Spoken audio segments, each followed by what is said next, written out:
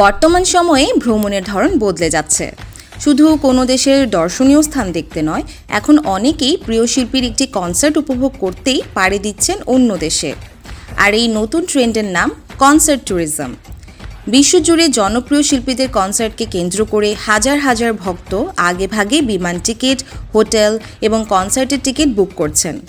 অনেকের কাছে এটি একটি শুধু গান শোনার অভিজ্ঞতা নয়, বরং একটি পূর্ণাঙ্গ ভ্রমণের অংশ।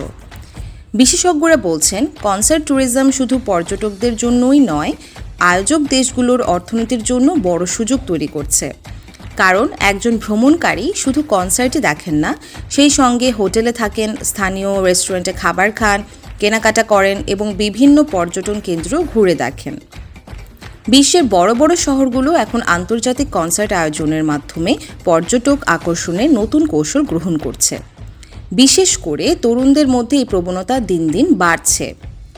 বিশ্লেষকদের মতে আগামী কয়েক বছরে কনসার্ট ট্যুরিজম বৈশ্বিক ভ্রমণ শিল্পের অন্যতম বড় ট্রেন্ডে পরিণত হতে পারে।